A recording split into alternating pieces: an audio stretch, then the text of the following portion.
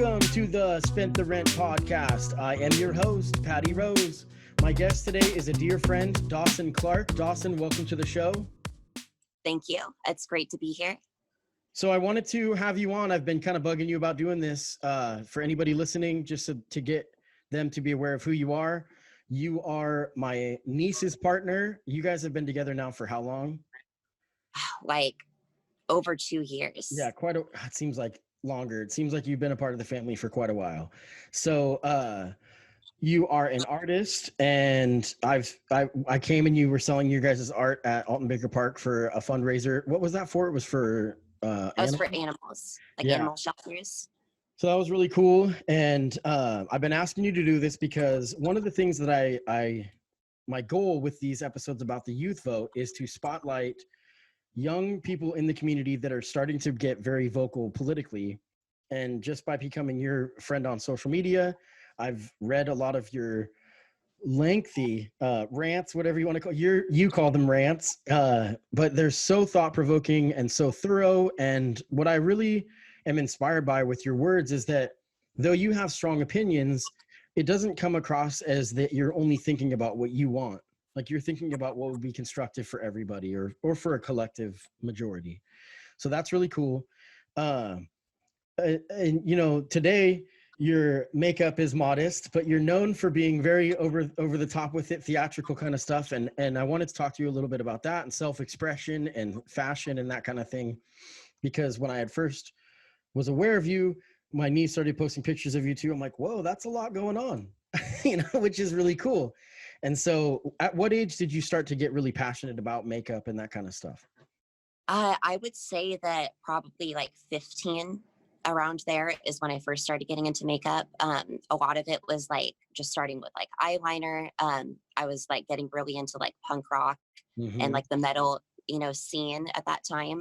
And so it was a way of sort of being like really rebellious while also starting to like explore the feminine aspects of my personality. Yeah, and that's cool. And I noticed that on Facebook, your nickname is Punk Rocker. What is that from? Is that just kind of what you're known as? That's based off of a joke between an old friend Jacob and I, where he just kind of said things that were, I guess, like somewhat ironic. And he thought it was pretty funny if my nickname was just Punk Rocker, because it's kind of a generic title, if that makes any sense. Right. I had a buddy in high school. His name was Derek, and he used to call me Preppy because I was kind of a skater kid, and I'd call him Hippie because he was kind of not a hippie.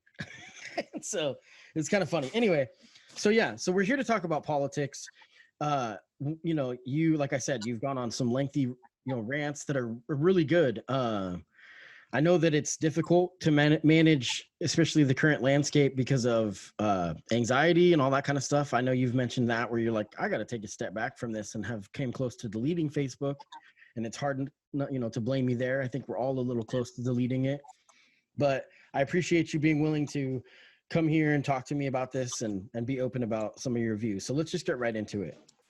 So one of the things that you've addressed a lot is your issues with the two-party system and how it seems like we have like a rivalry almost going on between two cultural extremes, and has nothing to do with actual strategy or fiscal, decisions. And so I want you to speak on that a little bit. Well, I mean, I think that's, exactly it. There's these two cultural systems, these two cultural belief systems. And you see in other countries, there's more of a fiscal difference between the right and the left. Whereas in the United States, it's very much, you have a lot of like, kind of mostly religious right-wing people, and then the more liberal, less religious left side. Not that religion is like the biggest, differing factor between them, but it obviously comes into play as far as the culture. And that's not a bad thing at all. I mean, I see a lot of aspects of, especially, fiscal Republican ideas that are actually beneficial to society. The idea of, not letting the government, control huge aspects of states' laws and the way that people, go about their day-to-day life. The idea of having lots of personal freedom without involvement of the government, that I think is good. Yeah, but the aspects where they force their cultural ideas upon you as well, or they're basing laws off of their religion or, you know, personal beliefs. It doesn't really match up with what the science says. Right. Now, where would you say that you fall politically? Do you kind of fall more left, right? I mean, like you said, you kind of have, it's a spectrum, just like other things, you know, where it's like, you know, I think a lot of times you hear people say, I'm socially left, probably because they're for marriage equality and things like that, you know, and then they're like, but I kind of want the government to kind of stay out of it and maybe more fiscally responsible, like Republicans should be. I mean, that's a whole different issue if we're talking about federal government because they just write blank checks. But where would you say that you fall on that spectrum? I mean, I would say that I definitely take most of my, you know, political influence from the left, and like especially the socialist left, like Bernie Sanders, Alexandria Ocasio-Cortez, that sort of movement to change what the left currently is. But I do have, like, I grew up in a pretty conservative household. My mom is, I would say, more of a like fiscal Republican, but socially liberal. And so I do take a lot of influence from her as well, because, you know, she agrees with marriage equality and, you know, basic human rights, but she also follows more of a, I guess, Republican law. Right. And so, you know, talking to my niece, your partner, that my father, her grandfather, is very conservative as well. Now they have it completely, I'm sure you've met them, and they've been very accepting and welcoming to the facts that you Oh, have, yes. that you have an alternate kind of spectrum relationship, you know. So I think that they've shown me that they can have an open mind and that family comes first. And so I admire them for that. And so I'm sure, would you say that the reason that you kind of tend to fall that way is because of your lifestyle or orientation, whatever you want to call it? Do you think that that is why? Because it feels like the umbrella can actually include you a little bit more? Yeah, I mean, I think that I am alienated from like right wing spaces because of being LGBTQ. I mean, I don't think that it's getting better, but it's still pretty bad, the Mhm. level of acceptance. I mean, I've been to a Trump rally, which was intense. And I remember one of the things that really stood out to me is that there was a group of, I guess, you know, peaceful protesters that raised a Mexican flag in support of their heritage. Obviously, because, you know, Trump is famous for his immigration policies. And immediately they were grabbed by, you know, security guards and thrown out.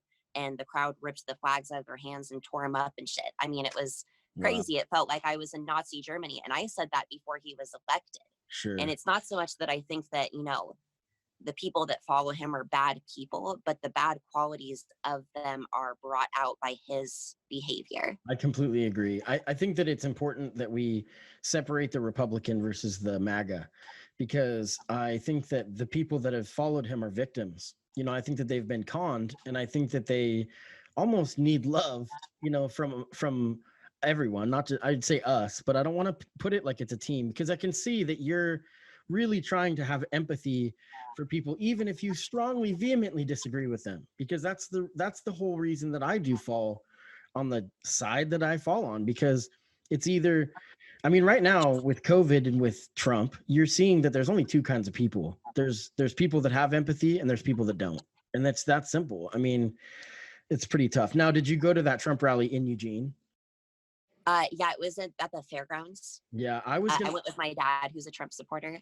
Oh wow, that's pretty cool that you went. I thought about it, but I decided after the fact that I didn't. I thought I would get two vote. I don't know. It just was. I mean, it was intimidating in some ways, and I'm sure it was an eye opener for you. Now, have you been to other political rallies?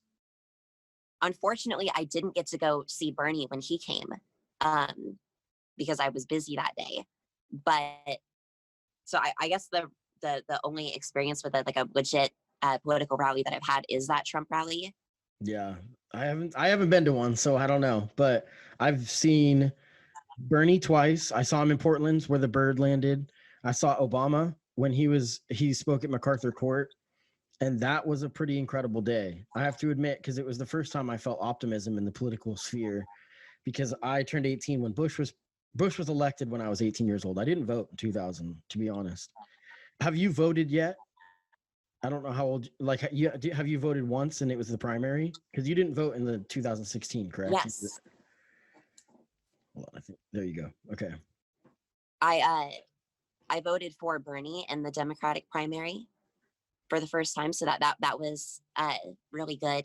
Yeah. I mean, at that point, I had already known that he had dropped out, but it still felt good to put my opinion and my voice in. Well, and you understand the significance in the primary, and you know, I know you educate yourself on these things, so you probably already know this, but you know that the delegates and how that process works, that at the conventions that voting for Bernie would send more delegates, there's more representation, so there's more conversation on hopefully encouraging some policy.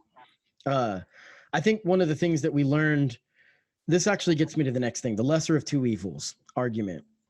In the 2016 election, it was obvious to many, including myself, that you're choosing the lesser of two evils. I've never been a fan of Hillary, and I ended up not voting for her, and I regret it, you know. And so one of the things that you had told me that you'd like to talk about is what to do in that situation of the lesser of two evils. So speak on that a little bit. What do you think is the right move?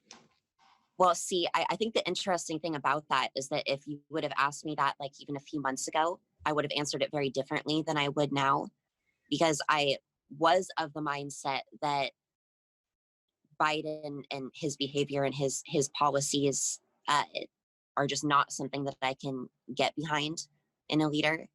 But within this, time frame of watching Trump handle, the pandemic and the protesting in the worst way that he possibly could have handled it in every aspect of it, it's just, I mean, it's clear that we wouldn't be able to get by with another 4 years of Trump. Right. I mean, it really would destroy the country. So now nothing changed for you as far as Biden? Well, see, with Biden, I don't think that my opinions of him politically have changed any, but he is undeniably less worse than Trump.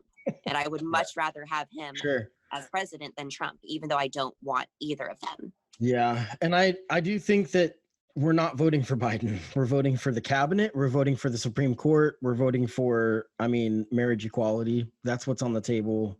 And it could be really bad. And not to mention our blood pressure, so are you there yet? If the election was today, would you be voting for Biden? I think so at this point. I mean, I don't want to. Like, I have like that moral voice in the back of my head that says, don't do it. But also, if I don't vote for him, then I'm allowing this, sort of Trump fascist regime to continue. Right. And I mean, it really is escalating towards that, in my opinion, to the point where, it's dangerous to keep him in office. Yeah. Is that kind of the common thread with your friends and your friend group? I know that there's people that vehemently say they're like, I cannot support him. And, you can't argue with them. You're like, just follow your gut, but do you find that with the younger than, say, 24, I don't know, the crowd that you roll with, are they starting to kind of open up to that concept that, like, look, we have to make a decision? Or is it still strongly that they're probably going to leave it blank? I think that a lot of people, at least the friends that I'm interacting with, are starting to get to the point where they're also considering voting Biden. I mean, I see, political commentators all over that were, 100% for Bernie, never vote for Biden, that are now saying like, oh, I would vote for Biden because it's so bad right now. Yeah. It's kind of hard because, for the people that believe that Biden is guilty of a sexual assault, at least one, then it's kind of hard for them for somebody, because I've been pretty open that to me, it's a no-brainer. I've already made the mistake once. I've learned that when in the primary, you make your protest vote. In the general election, you have to pick the one that's closer to you. That's just as simple as it is. And unfortunately, these are the two choices. But I think that for a lot of people that are strongly, maybe they were a victim of sexual assault themselves, they want women to be heard more. They don't want it to be overlooked. or, or victims, I should say, heard more, because it happens to everyone across all spectrums, but uh, they don't. I'd imagine it's very difficult for somebody to come to that conclusion that they're like, oh, it's easy for me to vote for Biden, because that's bypassing that emotion, and that's a really difficult thing for me to swallow, because I want to have empathy for people that's how they view it, that's the issue. My take on that whole situation with Tara Reid is, why now? Why is this coming out now when he was the vice president for how long?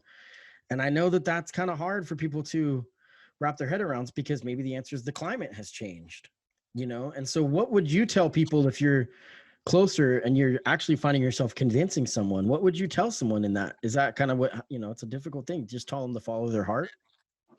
I mean, I definitely think that somebody should follow their heart. I mean, the situation with Tara Reid and Biden is so difficult because it's all he said, she said. I mean, and we have, some evidence that she was talking about it at the time that it happened, which, obviously gives her more credibility. But then there's also the stuff that's come up where she's, obviously most likely lied in court. And that doesn't, go well for believing her. So, I mean, I think at the end of the day, it doesn't really matter if, we believe her or not. Obviously, it happened or it didn't happen, but it's not going to change the fact that they're probably not going to do anything to Biden for it. No, but I see why someone would have a very difficult time supporting him, in that way. And also have a difficult time for people easily taking a switch like myself, where I was like, okay, I'm all on board with, I was all about Bernie, and then the minute that they basically screwed him over, and it's like a complete repeat. Unfortunately, we're backed in a corner right now where I just don't feel like it's an option to be, and it sucks so bad, and because of the two-party system we had mentioned, young people increasingly are finding other people that are inspiring them outside of the two-party system. You had mentioned AOC and Bernie Sanders, and they're social democrats openly, and you didn't even use the word social democrat. You just straight up said socialist. And it's like that word doesn't scare you, right? I mean, you even mentioned it shouldn't scare people. Right. Now, how much research and how much how much have you read up on Marxism? Well, see, it's been a while since I've read some Marxist texts, but I was pretty interested in it when I was in middle school, and I remember like reading stuff about Karl Marx and like the ideas of Marxism that later became, communism, socialism. It seems to me to be a system centered around giving everybody equal share of the same thing. It seems to me something that's more similar to like if you were living in a tribal community or, some sort of older human society where when we see humans in the natural world, that's the way that we behave. And I mean, I personally am of the mindset that that's how things should be. Obviously, there are leaders that have taken advantage of the system and done really horrible things with it, just like we've seen with capitalism. Right. So, I mean, it's really having something to balance whatever it is that you're going for. Having some sort of countermeasure that's effective. I'm not super versed on Marxism, and I'll be the first to admit it, but I do know that there's big differences between the terms. These terms, communist, socialist, democratic, socialist, Marxist, are being used way too freely, because there's very different elements of it. I would consider myself to be more of the democratic socialist side of it, because with Marxism, with communism, we have yet to see an example where it was okay. It's never, I agree. It's never actually worked. And the problem is that there's still going to be power. So in a, a group of friends where everybody's trying to decide where they're going to go to eat and everyone kind of listens to each other's input, that's, you know what I mean? It's like, yeah, let's vote on it. And then it's fine. It's an actual democracy on that. But when it comes to like sharing everything evenly, there's still going to be the powers that be that think that they came to the conclusions they have better answers, and then so they require more. And it's just, I don't know. So I've always viewed it that we need to open our eyes a little bit. We need to like have a healthy fear of communism and things like that. But we also need to have more of a hybrid situation, which I think we're building towards anyways. I'm doing an episode after this one. It's already been recorded. That's the, the nature of the beast with podcasts, but it's about the Oregon people's rebate. And it basically, what it does is it taxes corporations that make over $25 million a year, or bring in $25 million a year, and it gives an average of $750 back to the citizens. So that would be democratic socialism, essentially. And I'm totally for that kind of stuff. But I do not see a communism model working in America, because that is not what America's been built off of. Now, the youth, I think, have a difficult time wrapping their head around it because they didn't live during the Cold War. I was really young, but there was a fear where communism was the absolute enemy, you know? So, but I hear that a lot. And I hear the argument with Black Lives Matter that, and I'm sure you've heard this as well, that they say, oh, some of their leaders have used Marxist rhetoric. What do you tell people when they make that argument, you know, about that kind of stuff? Like, I mean, how do you deflect that you're just not afraid of it? I mean, I've heard that quite a bit, the sort of like calling out of various leaders on the left, and definitely specifically within Black Lives Matter, of calling them Marxists. And I mean, I think that people need to understand that taking ideas from, you know, a political philosophy really isn't the same thing as, you know, the Soviet Union. It's Sure. not the same thing as Cuba. It's trying to take ideas from different things so that we can put something together that actually works. And I think that is, you know, what democratic socialism is in its core. It is trying to take things from both, you know, capitalism and the Marxist ideology and turn it into something that does work efficiently. Right. I had when I was in school to be a barber, beauty school, I went to school with a guy, and he used to always joke about it. And he said, communism's like marriage. It works in theory, but it's true. So yeah, what do you say to people when that's the argument that I mean, obviously, you know, it's difficult unless I've found that with people that are unwilling to budge on anything and they have an open conversation, one of the best approaches that you can do is to get into their mind frame, you know, like kind of get into where they're coming from, and then talk about similarities, you know. So what do you do in those situations if you're having that debate? I mean, a lot of times it would be with family that's older, probably. Is that true? Yeah, I mean, I don't think that, like, for example, like my mom, like, I don't think that she is afraid of that word, Marxism or communism and democratic socialism. I don't think that that scares her, but I've definitely met people, like, I think the older that people are that you interact with, you're going to see more of that fear that, like, I can't, you know, it's bad because of what you were saying, that the fear mongering, lots of Like, propaganda yeah, both yeah. ways. Because the Cold War was something that was really freaking scary for those people, you know, that they literally thought that, I mean, it was it was a much different thing, you know. So I want to talk to you a tiny bit about the protests and, you know, we talked already about cultural sides that people fall on. And now you live in Springfield, correct? Yes. Okay. And you grew up in Springfield, attended A Arts, just like Alexis, my niece. And so we are seeing Springfield now having more protests than I've ever seen, you know, and this Black Lives Matter movement. And, you know, because Eugene has been known for this forever. There's been anarchists, there's been, I mean, some would call them domestic terrorists that lit car dealerships on fire in the 90s. There was Molotov cocktails being thrown through the Bank of America window. And when I was your age or just a little bit younger, I watched all this stuff happen, and it was wild, and it was civil unrest because it typically happens when the people don't feel heard, is really what it comes down to. Now, what are you hearing from the older crowd about the protests, that people are unwilling to talk about the nuances of it? Is that kind of your experience? I mean, starting with, like, you know, my close family, talking to my mom about it, and her more, I guess, conservative viewpoint on it, there's this sort of like, she's been trying to balance, you know, criticizing the police, but also criticizing the protesters that have done things that are not good. Like, she's talked to me about like police officers that have been executed, as well as protesters that have been executed. So I think that there's like a general kind of consensus that, like, there is wrong on both sides, But I think that there's a lot of people that are trying to push it towards like, this side is more right though. And I don't really see it that way. I mean, I think that the protesting and rioting is definitely a form of expression and is what happens when you don't listen to your people.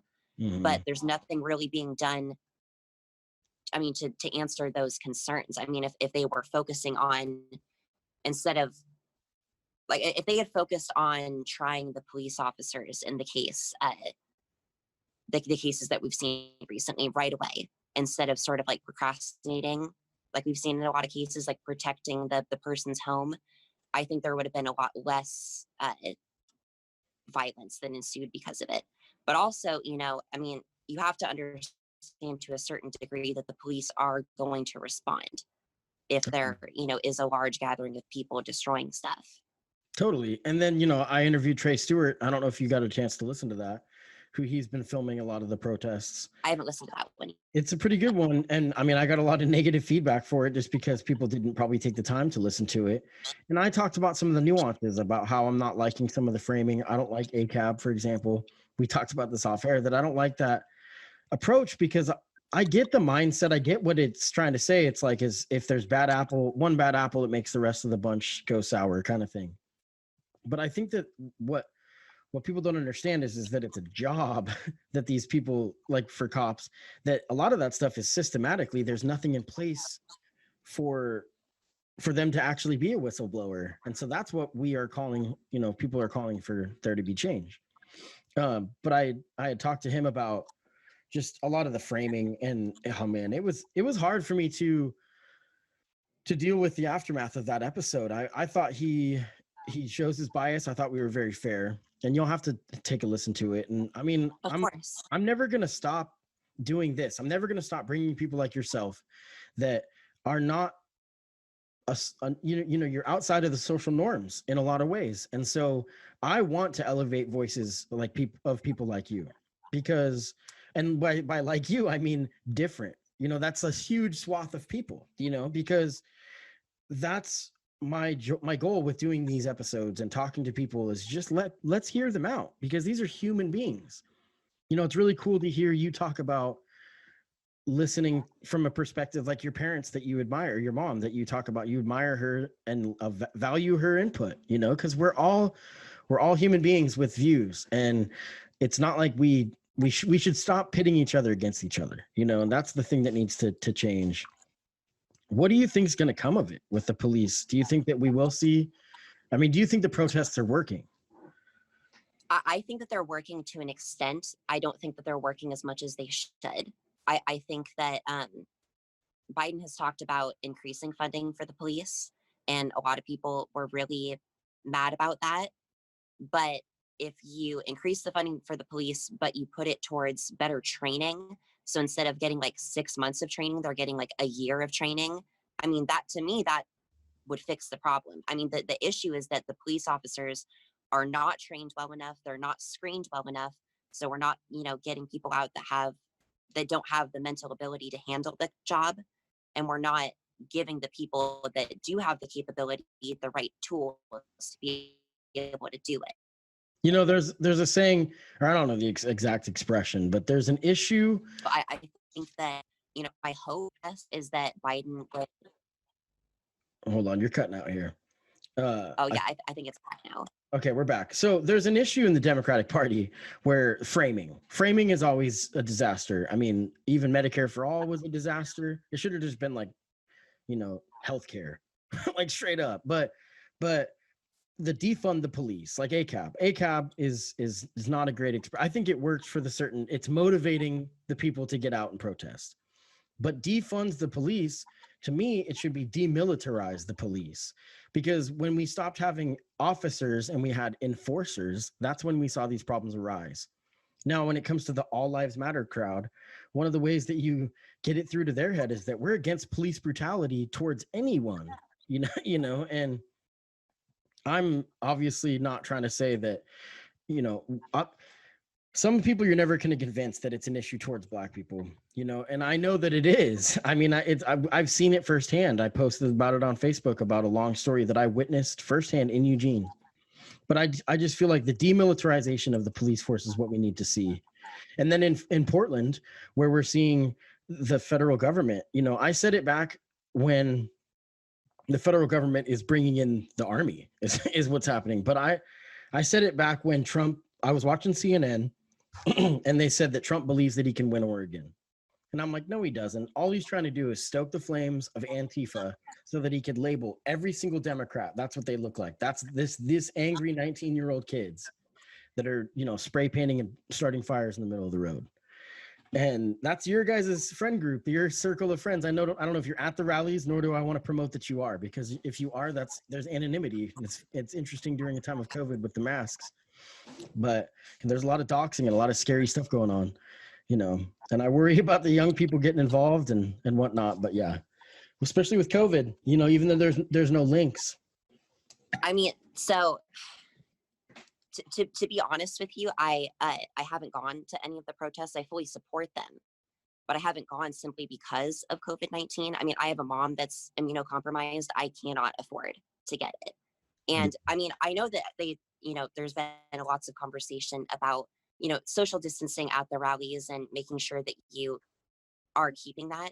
But at the same time, I mean, with all of those people together, there is, you know, you can't keep it super distanced. There's still going to be contamination.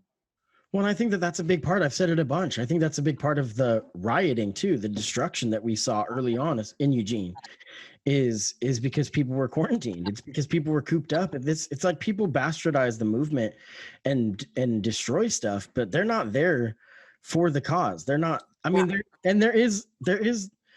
You know, Black Lives Matter is a massive umbrella. There's so many different factions and organizations, just like Antifa. It's like we always used to joke back in the day. People would be like, I'm the leader of the anarchist party. By a show of hands, tell me who's an anarchist. And it's like, that's not anarchy. That's democracy, you know, or whatever. Like, by a show of hands, like, that's not how it works. It's like, you don't have an organized, when, you know, I'm not trying to compare the two, anarchy to Black Lives Matter, especially, but Antifa kind of, you know, they're just anti-fascist, meaning that they're for freedoms, you know.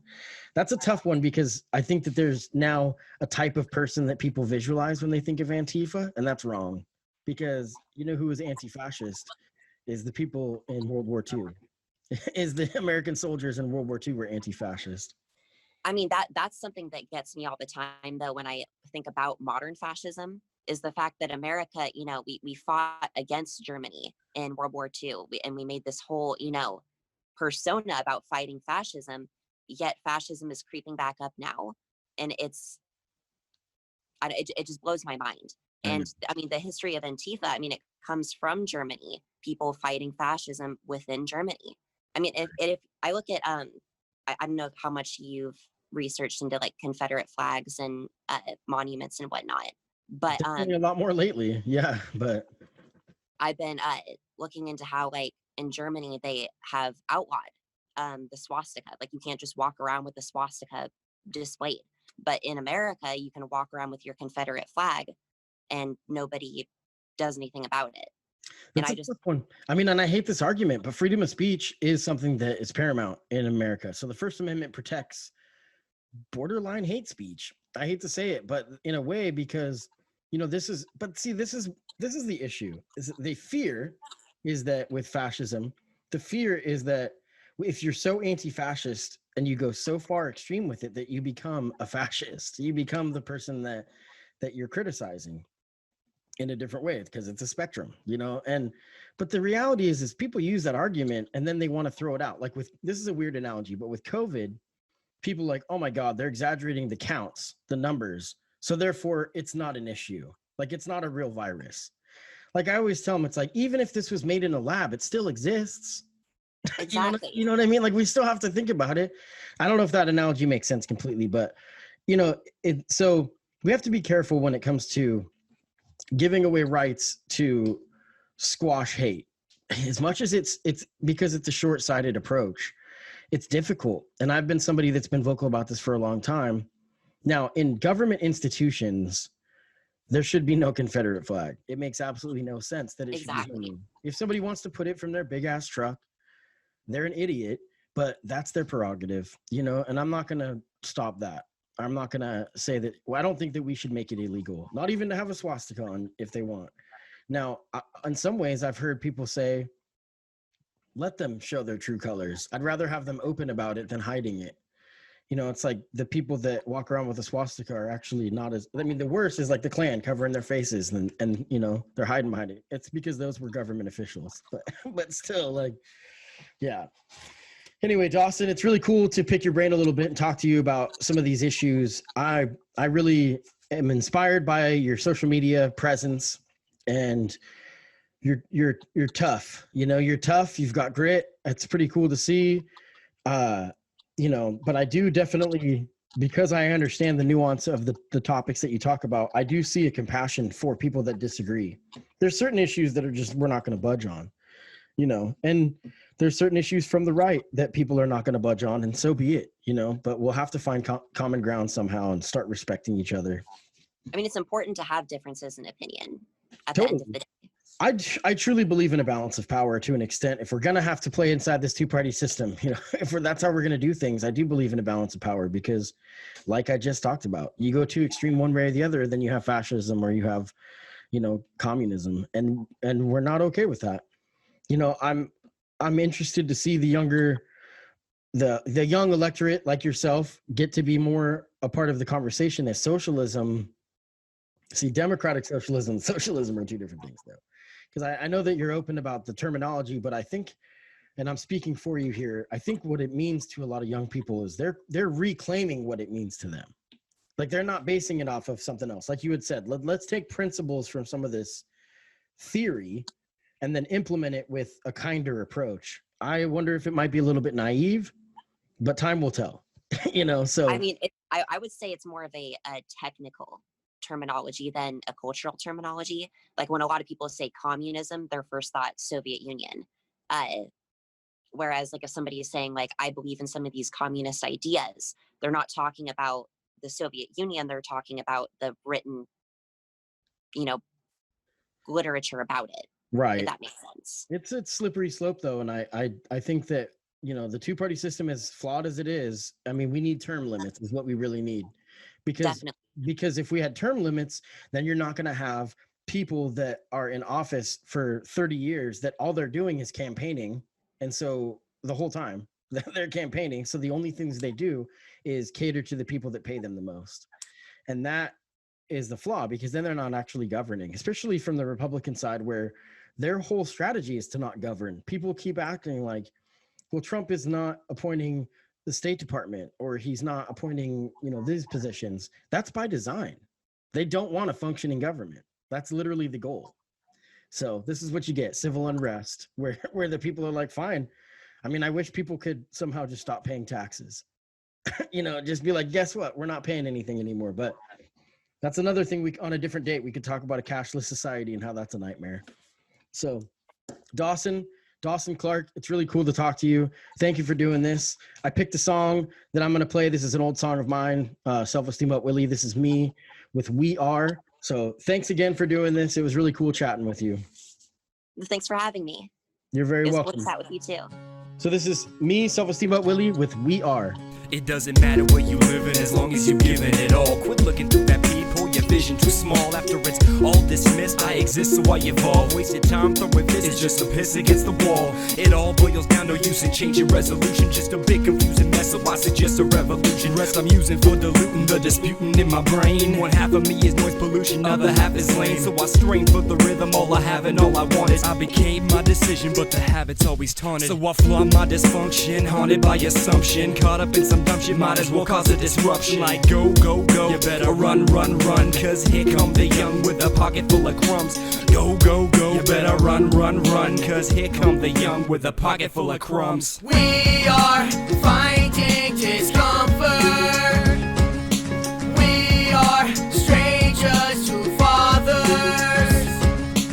We are blinded by others.